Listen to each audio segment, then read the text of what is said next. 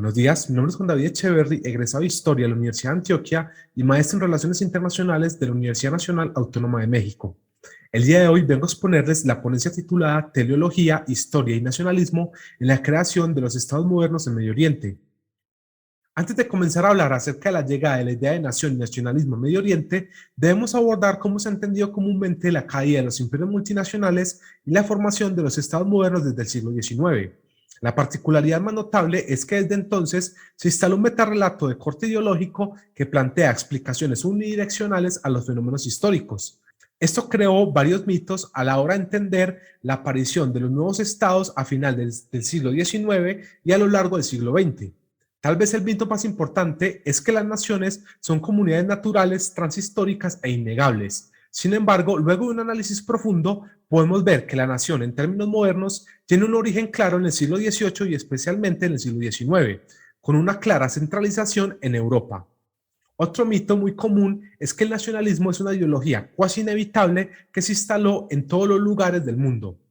En contraste, no en todos los lugares del mundo existe una identidad basada en principios estrictamente nacionales. Un ejemplo de esto es la existencia de proyectos políticos basados en ideologías transnacionalistas como la religión o el comunismo. Esto nos lleva a una tercera creencia, la cual nos dice que la mejor forma de construir la identidad de un Estado es resaltar las particularidades étnicas, lingüísticas, culturales y religiosas de su población. A pesar de esto, las sociedades diversas muchas veces tienen mayor posibilidad de sobrevivir como unidad, recurriendo a identidades basadas a principios rectores y no en las particularidades de su población. Por último, los nacionalistas afirman que el Estado-nación es el fin último de la evolución histórica de toda comunidad políticamente organizada, lo cual no es necesariamente cierto, pues no todos los pueblos que cumplen con las características para ser considerados naciones desean tener un Estado, ni todos los Estados nacionales tienen una nación equivalente. Entendido todo esto, vamos a hablar entonces de la transición de los imperios multinacionales a los Estados-naciones. La principal diferencia entre la teoría nacionalista del Estado y los Estados multinacionales es su intento constante de fusionar a los pueblos que componen una sociedad. En su interior no se busca mantener relaciones conflictivas o dispares similares a las que se presentaban en el Imperio Otomano, cuyos habitantes turcos, eslavos, griegos, armenios, árabes, entre otros, conservaban en demasiadas ocasiones las mismas distinciones que poseían después de la conquista de sus territorios. El mismo caso se repite en el Imperio Austrohúngaro y en el Imperio Ruso, donde la composición de sus habitantes variaba de tal forma que era casi imposible solucionar la cuestión nacional de manera unidireccional. Ahora bien, con el fin de frenar todos estos movimientos separatistas, el Imperio Otomano entró en un periodo de organización política donde se buscó crear una nueva identidad otomana mucho más inclusiva que abarcara tanto a la población musulmana como a la no musulmana, conocida como el otomanismo. En consecuencia, se abandonó el sistema de Millet, donde la sociedad se organizaba por medio de identidades religiosas con sistemas judiciales y religiosos separados, los cuales solo aplicaban a las personas que compartían una misma fe. Este sistema sería reemplazado por uno marcado por la igualdad jurídica de todas las religiones, entendido por muchos expertos como un paso del súbdito al ciudadano en el imperio. Además, se intentó centralizar el poder, impulsar la modernización y eliminar o limitar el poder de los intermediarios entre el sultán y sus gobernadores, sean los genízaros o los pachas. Asimismo, en este periodo aparecieron múltiples modelos de identidad y organización del Estado como el islamismo, el panturquismo y el turquismo como formas de asegurar la lealtad de todos los habitantes musulmanes y turcos de lo que quedaba del imperio.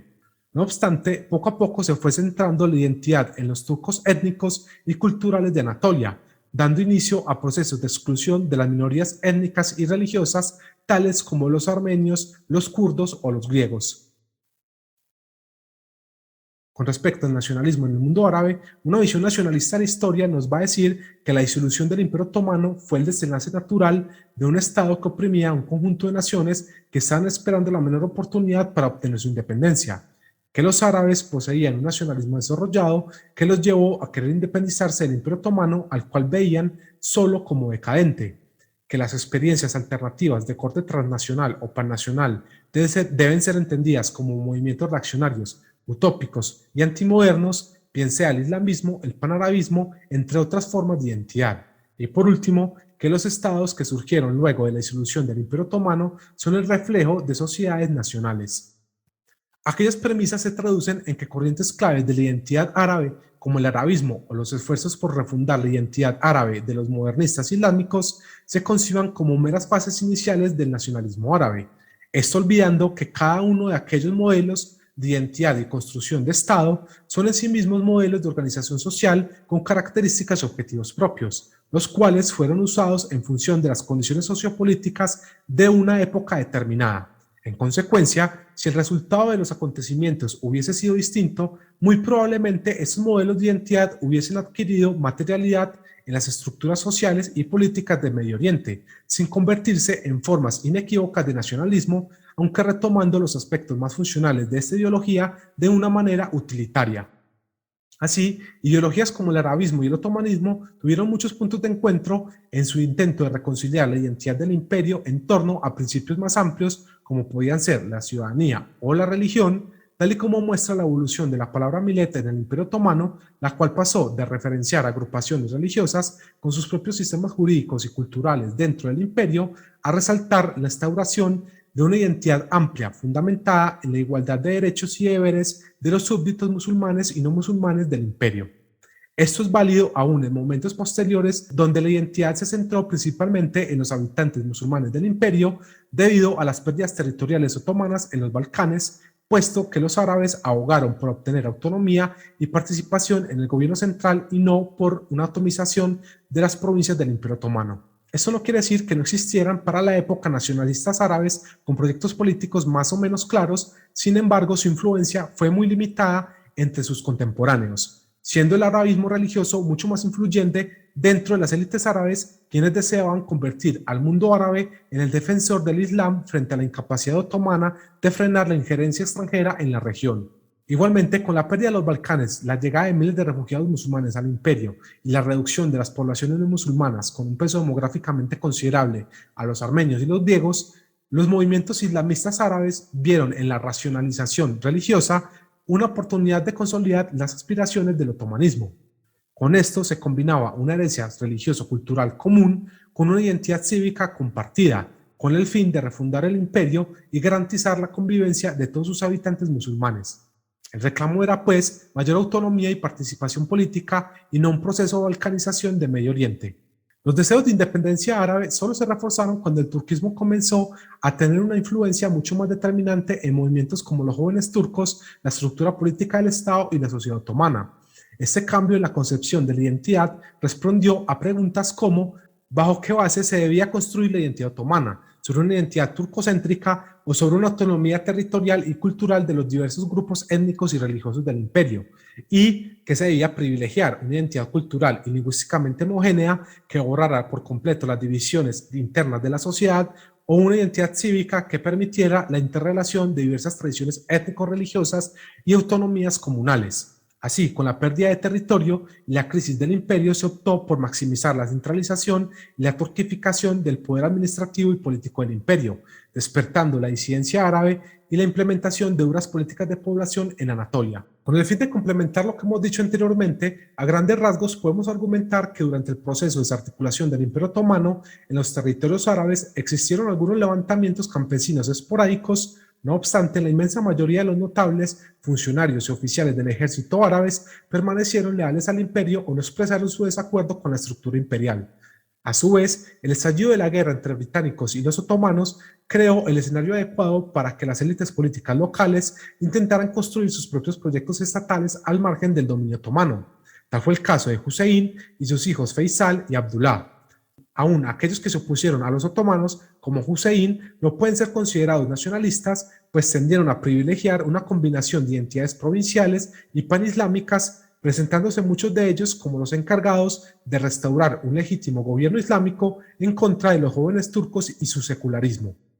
Algo parecido ocurre con el término revuelta árabe para describir los acontecimientos de este periodo, en la medida de que este concepto responde más a una narrativa romantizada y popularizada por el nacionalismo árabe y el orientalismo europeo tiempo después. En realidad, lo que las élites árabes tradicionales buscaron en su momento era encontrar nuevas bases para su legitimidad política tras la derrota otomana, la cual no necesariamente pasaba por el nacionalismo o hacia un uso utilitarista de este. Asimismo, la idea de un nacionalismo árabe era un artefacto cultural muy útil para Gran Bretaña en su intento de consolidar su poder sobre la región, defender la naturaleza y legitimidad de sus mandatos en Medio Oriente y al mismo tiempo ser patrocinador del nacionalismo árabe. En pocas palabras, el Imperio Otomano no se derrumbó, sino que fue conquistado y debilitado lentamente por fuerzas armadas extranjeras, las cuales hicieron inviable los procesos de reorganización del imperio. Eso se tradujo en que, a efectos prácticos, los territorios árabes ya se encontraban al borde de la independencia tras la ocupación o influencia extranjera en la Primera Guerra Mundial, más no por un levantamiento popular generalizado que muchas veces se manifestó más en contra de los británicos y los franceses que en contra de los otomanos.